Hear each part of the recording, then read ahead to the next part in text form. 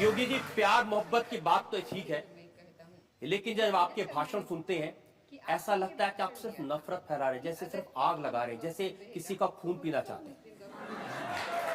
मैं एक सन्यासी हूँ और एक सन्यासी होने के नाते सच बोलने का साहस करता हूँ। तो सच है मैं बोलता हूँ। देश की राजनीति सच स्वीकार करने को तैयार नहीं है। मुझे लगता है एक दिन उस सच को अपने अस्तित्व के लिए अपनी उस सच को स्वीकार करना पड़ेगा। ऐसा सच आप कहते हैं कि अगर एक हिंदू का खून बहेगा तो हम 10 मुसलमान का खून बहाएंगे। मुझे लगता है किस परिप्रेक्ष्य में हुआ है, किस परिप्रेक्ष्य में कहा गया है, पूरा वक्तव्य सामने आएगा तो मुझे लगता है उस पर ज्यादा बेहतर तरीके से बोलूंगा। चलिए, आपको मैं पूरा वक्तव्य सुना देता हूं आपका। ऐसी क्या बात है, ये वीडियो हमारे पास में है। हाय हेलो, स्वागत है आपका हमारे चैनल पर। आज जो वीडियो लेकर के हम आए हैं वो रजत शर्मा और योगी आदित्यनाथ जी की है। हाँ जी हाँ, यहाँ पर आपकी अदालत में यहाँ पर जब योगी जी आए थे तो यहाँ पर रोहित शर्मा जी ने उन पे बहुत ही तीखे सवाल किए। उन्होंने नफरत फैलाने वाली राजनीति की करते हैं या फिर आप नफरत फैलाने वाले जो भाषण देते हैं उसके बारे में बहुत सारे सवाल यहाँ पर किए हैं। अब उनके सवालों के जो जवाब थे योगी आदित्यनाथ ने कैसे दिए, क्या उन जवाब उन्होंने सही दिए या फिर नहीं, इसका फैसला तो आप भी कर सकते हैं। तो चलिए इस वीडियो को पूरा देखते हैं और अपनी राय कमेंट बॉक्स में जरूर बताइएगा कि जो आदित्यनाथ जी ने जो सवालों के जवाब दिए हैं वो सही है या फिर वो उन्होंने सवालों को इधर उधर घुमाने की कोशिश करी। तो चलिए वीडियो शुरू करते हैं और देखते हैं, हम भी देखते हैं और आप भी देखते हैं। योगी जी, प्यार मोहब्बत की बात तो ठीक है, लेकिन जब आपके भाषण सुनते हैं ऐसा लगता है कि आप सिर्फ नफरत फैला रहे, जैसे सिर्फ आग लगा रहे, जैसे किसी का खून पीना चाहते हैं। मैं एक सन्यासी हूँ और एक सन्यासी होने के नाते सच बोलने का साहस करता हूँ। तो सच है मैं बोलता हूँ। देश की राजनीति सच स्वीकार करने को तैयार नहीं है। मुझे लगता है जो सच है एक मैं दिन वही उस सच बोलता को हूं। अपने अस्तित्व के लिए अपनी उस सच को स्वीकार करना पड़ेगा। ऐसा सच आप कहते हैं कि अगर एक हिंदू का खून बहेगा तो हम 10 मुसलमान का खून बहाएंगे। मुझे लगता है किस परिप्रेक्ष्य में हुआ है, किस परिप्रेक्ष्य में कहा गया है, पूरा वक्तव्य सामने आएगा तो मुझे लगता है उस पर ज्यादा बेहतर तरीके से बोलूंगा। चलिए, आपको मैं पूरा वक्तव्य सुना देता हूं आपका। ऐसी क्या बात है, ये वीडियो हमारे पास में है 27 जनवरी 2007 का, गोरखपुर में कैसे आपके मुंह से मशीन गन से भी ज्यादा आग निकल रही है, आपको सुनवाते हैं। अगर एक हिंदू का खून बहेगा तो एक हिंदू के खून के बदले आने वाले समय में हम प्रशासन से एफआईआर दर्ज नहीं करवाएंगे, बल्कि कम से कम 10 ऐसे लोगों की हत्या उससे करवाएंगे जो लोग कतई अब बर्दाश्त की सीमाएं समाप्त हो चुकी हैं। अगर कोई हिंदुओं के घरों और दुकानों में आग लगाता है तो मैं नहीं मानता हूं कि आपको इन सब कृत्यों को करने, इस प्रकार के कृत्य करने से कोई रोकता है। बंधुओं, ये सब सीमाएं स्वाभिमान और सम्मान की पराकाष्ठा को तोड़ती जा रही हैं और आज आप सबको इसके खिलाफ अपनी लड़ाई को लड़ने की तैयारी करनी चाहिए। मैं जी पूरे फ्लो में बोल रहे हैं आप। भगवा वस्त्र पहन के, साधु का रूप धारण करके इस तरह की नफरत की बात करना ठीक है? देखिए, मैंने उस बात को कंडीशनल कहा है। अगर कोई आपको मारेगा तो मुझे लगता है कि सामने कोई मानव होगा तो उस मानव को आप ये मान सकते हैं कि आपने एक थप्पड़ मारा, दूसरा थप्पड़ भी सहन कर सकते हैं। लेकिन अगर सामने दानव है तो अगर मारना एक हाथ से मारता, दूसरा हाथ से इसका जवाब भी दीजिए। मैं एक सन्यासी हूँ। अगर हमें शास्त्र का प्रशिक्षण दिया गया तो शास्त्र के साथ साथ शस्त्र का भी। अगर हमारे हाथ में एक हाथ में माला है तो दूसरे हाथ में भाला लेकर के भी चलते हैं, जिससे समाज को शिष्ट भी किया जा सके और दुष्टों को उनके कृत्यों की सजा भी दी जा सके। एक सन्यासी का सही कर्तव्य होता है। योगी जी, आप भारत की पार्लियामेंट के सदस्य हैं, आप उस सर्वोच्च व्यवस्था में हैं जो कानून बनाती है। आप लोगों से कह रहे हैं कि हम एफआईआर दर्ज नहीं करवाएंगे, अगर एक मारेगा तो हम 10 मारेंगे। आप गब्बर सिंह हैं कि हमने प्रशासन से इस बात को कहा। जब प्रशासन बात नहीं मानता है, जहां पर प्रशासनिक व्यवस्था पूरी तरह फेल हो चुकी है, जहां पर वो किसी चीज को सुनने को तैयार नहीं है। गोरखपुर में दर्जनों व्यापारियों की दुकानें आग लगाई जा चुकी थी।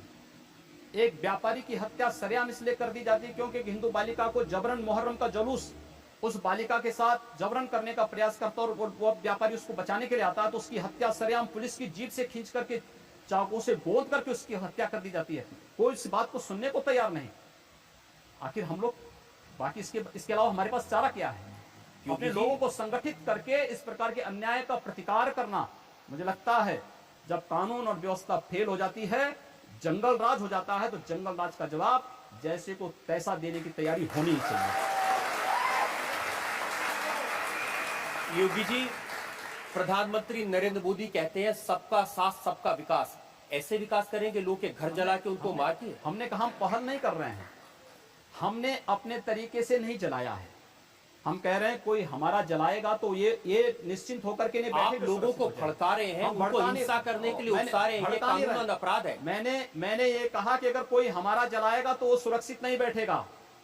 हमने फिर इस बात की प्रतीक्षा नहीं करेंगे कि प्रशासन आएगा, हमारी बात को सुनेगा और फिर वह अपने तरीके से फैसला लेगा। प्रशासन रोकें अन्याय। मैं फिर कहता हूं ना कि अन्याय किसी के साथ न हो, लेकिन हम अन्याय सहेंगे भी नहीं। लेकिन आप ये जानते हैं कि ऐसे भाषण देना, लोगों को भड़काना, मर्डर के लिए भड़काना, कत्ल के लिए भड़काना, आग लगाने के लिए भड़काना, ये कानूनन अपराध है। ये कंडीशनल है। अगर कोई आपको मारता है, प्रशासन कार्रवाई नहीं करता है, आप हाथ पर हाथ धरे बैठिए, उसका प्रतिकार करिए। कानून आपको इस बात की इजाजत भी देता है कि आप आत्मरक्षा के लिए कुछ भी करिए। मैं आपकी इस बात से बिल्कुल सहमत नहीं हूं। और बात आपकी सिर्फ यहां नहीं रुक जाती है, आपका अपराध और बड़ा है। आपने कहा कि अगर एक हिंदू बालिका को ले जाएंगे तो हम 100 मुस्लिम बालिकाओं को ले जाएंगे। कितनी खराब बात है। आपको लगता है कि हिंदू बालिका उस बालिका को ले जाना उस लव जिहाद का एक हिस्सा है जो देश के खिलाफ एक साजिश है।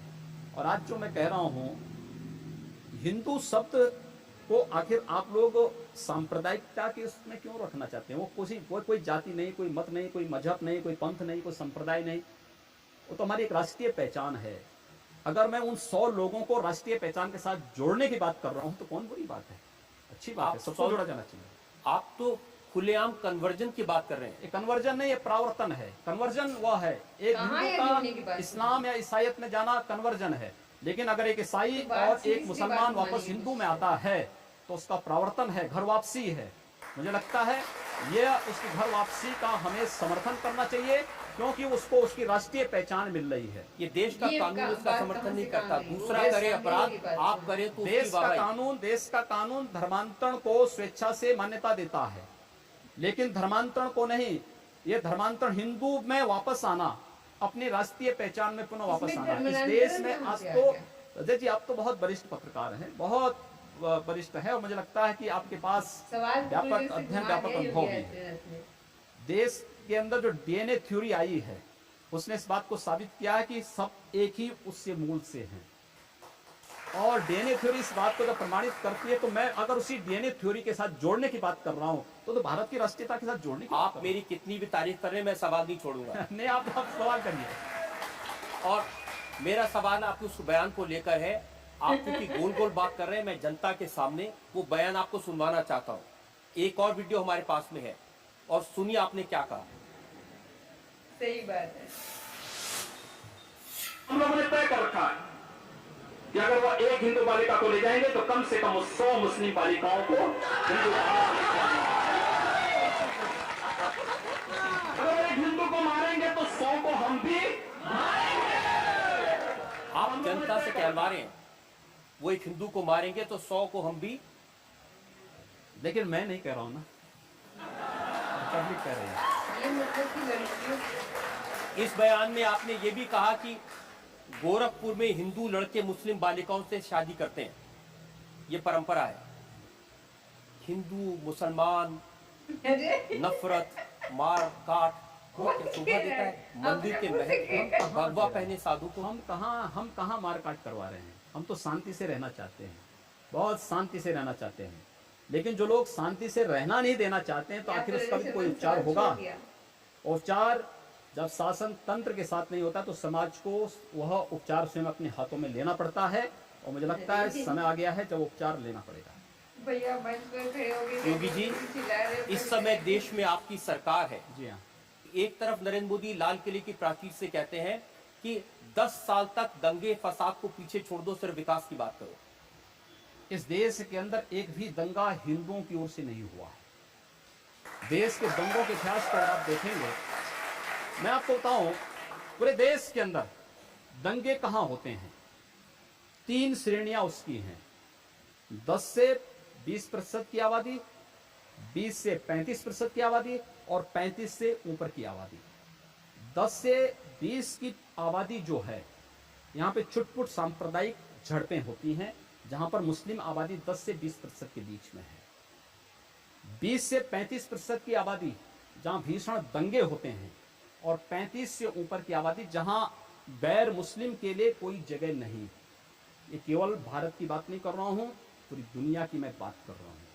पूरी दुनिया के अंदर ये सच्चाई है। या आपकी थ्योरी हो सकती है? मेरी थ्योरी नहीं, जो सच्चाई है। दूसरा, ये एक भी दंगे की, उत्तर प्रदेश में 2.5 वर्ष के दौरान 430 से अधिक सांप्रदायिक हिंसक झड़पें और दंगे हुए हैं।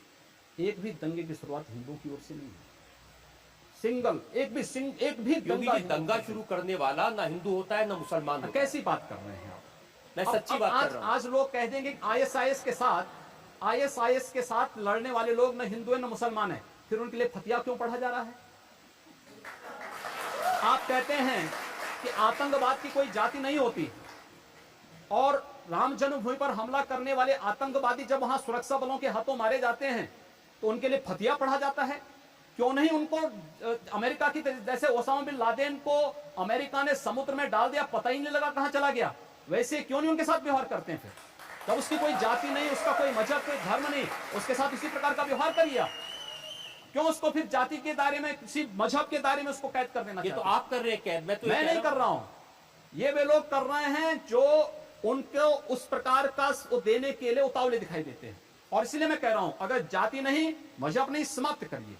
आतंकवादी कोई जाति नहीं, कोई मजहब नहीं, आप उसके साथ उसी प्रकार का व्यवहार करिए। आप आतंकवादी है, मिट्टी तेल छिड़क करके आग लगा दीजिए, फेंक दीजिए उसको, जिससे पता ही ना लगे।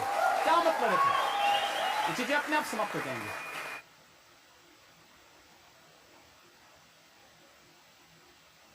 तो देखा दोस्तों, यहाँ पर जो है शर्मा ने बहुत सारे सवाल पूछे। यहाँ पर बहुत सारे सवाल जो है यहाँ पर योगी आदित्यनाथ ने उसको घुमाने की कोशिश करी। जैसे कि दंगा पर बात हुई, जैसे कि वो एक लड़की को उठा कर लेके जाएंगे तो हम 10 लड़की को उठा कर लेकर जाएंगे। तो इस सवाल को जो है कि इन्होंने घुमा फिरा दिया। इसको मतलब कि उन्होंने कुछ संतुष्ट कोई जवाब इन्होंने नहीं दिया। हम इसे संतुष्ट नहीं है। आपकी क्या राय है कमेंट बॉक्स में जरूर बताइएगा कि आप क्या कहना चाहते हो। लेकिन जो आखिरी वाला उन्होंने बयान दिया ना, कि जो मतलब कि अगर आप कहते हो कि आतंकवादी जो हैं उनका कोई जात नहीं होता, कोई मजहब नहीं होती, वो आतंकवादी होते हैं। तो जब उनकी कोई जाति नहीं होती, उनका कोई धर्म नहीं होता, तो फिर उनके लिए ये सब जो कलमा वगैरह या फिर ये जो कह रहे थे अभी जो पढ़ा जाता है, तो ये सब नहीं पढ़ा जाना चाहिए। उनको तो बस ऐसे ही फेंक देना चाहिए।